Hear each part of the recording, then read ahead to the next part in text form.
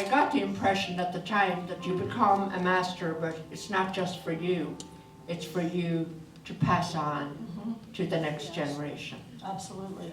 In Ireland, you wouldn't get a lot of extracurricular things to do, and in our family you got one thing, and I like to dance, and so I got dancing, and my sister got piano, and my brother got piano accordion, and little did I know at that time that that one thing that my mother chose for me would end up being a lifeline for me. Whatever you learn as a child, you end up keeping it for all of your life. And so that was really what motivated me, but I never went on or even imagined that I would become a dancer. My dream was to become a nurse, and I did that.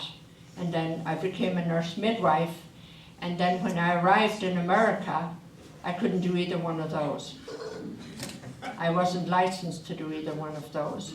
So it was difficult for me. I had never in my life experienced the heat, or sirens, or fallout shelter signs. You apprenticed with Maureen Hall, and I want you to share with them about Ms. Hall and how you all came to have this apprenticeship. And I really want to know, ultimately then, what's the most important thing that you learned from her. But tell us a little backstory on Mrs. Hall. Well, first of all, I let you know that there was my husband and myself and a 3-year-old, and I was pregnant, and 4 suitcases and $50. That was it. And I had no idea what America would be like. It was a total shock. So my reaction to that was I want to go home. So the dancing was one thing that was very welcomed in the community. And so there was another girl here from Northern Ireland, Liz, and she had been a diddlin dancer.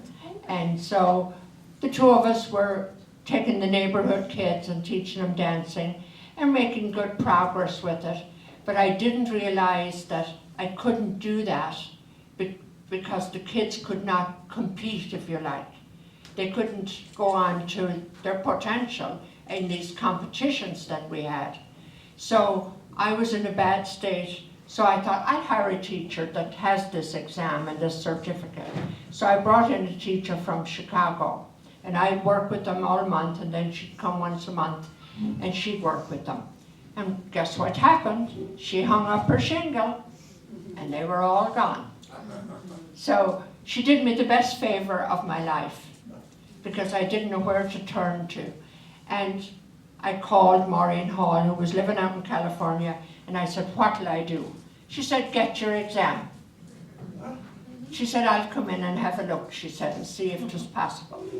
So Mrs. Hall came in anyway. She said, you have a lot of work to do. She said, you'll have to just stop doing anything else and practice. So she said, I'll be back in 6 months, she said. Okay, so I practiced away. She came back in 6 months and she said, forget it, she said. You'll have to work harder. Well, by then I was 47. So anyway, the exam came up and it was out in California. So I asked the other girl, would she come with me? And my husband brought pizzas in. He didn't ask me to cook the dinner or anything. I was down in the basement practicing. Went to California, so I knew that I had spent a lot of money to go.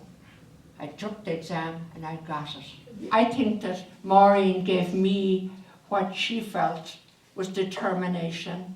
If I wanted to do this, and you provided the funds to allow me, because there was no apprentice, there was no master here. There's now 7 dance schools in Missouri. So the mushroom has grown, and it's a wonder. You know, it's wonderful to think that one apprenticeship grew indirectly into a big one. Yeah, I'm guessing, but I'm probably wrong. The most challenging aspect was the distance in that apprenticeship. The distance and my age. When you get to be 78, the knees don't work. You can only do 2 things all your life. and that's music and golf. You know, you can't do things at 47 that you did when you were 27.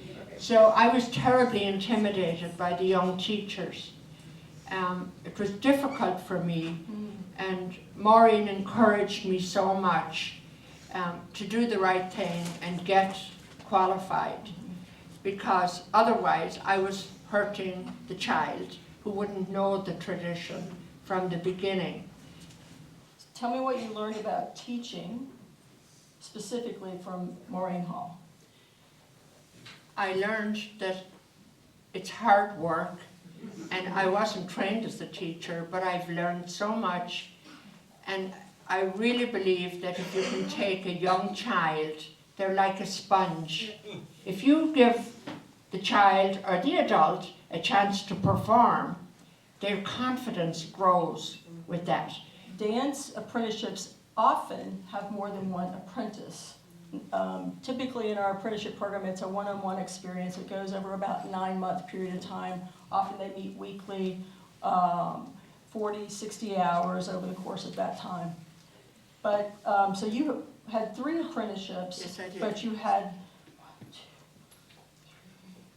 4 or 5 apprentices. Molly Bunton, Molly right. Catherine Bunton, Christine Thompson, Kathleen Blackworth, and Marianne DeGraff. That's right. Did I get them all? Yes, I do. I have their children now in the class. We have thousands of dancers. Dancers are no problem. The child will come to us, and we're the only school in North America that makes the child learn the tune as well as the dance, as well as the song. I know Emer is out there. And children love to sing. And so when you're driving around in the car anymore, you don't sing with the kids, you give them those gadgets. You know, you learn a lot of songs when you're in the car with your parents, and long journeys and things like that. So those are the ideas that I feel privileged to be able to tell you, because I have the luxury of having access to children.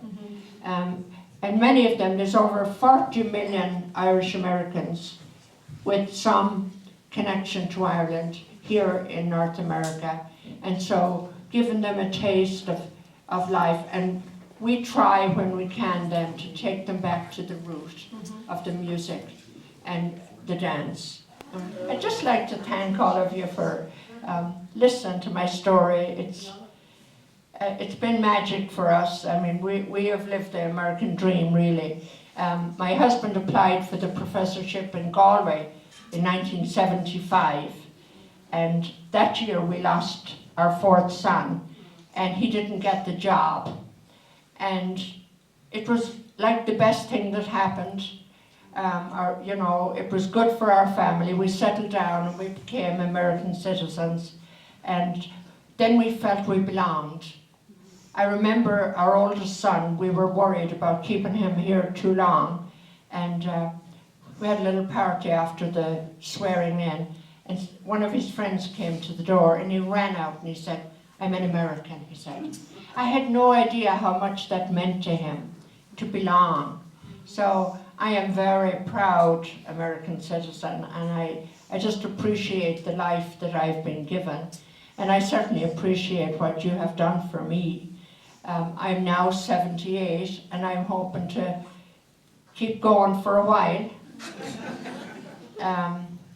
You know, when you love something, it's not a burden on you when you love doing something. So I love what I do.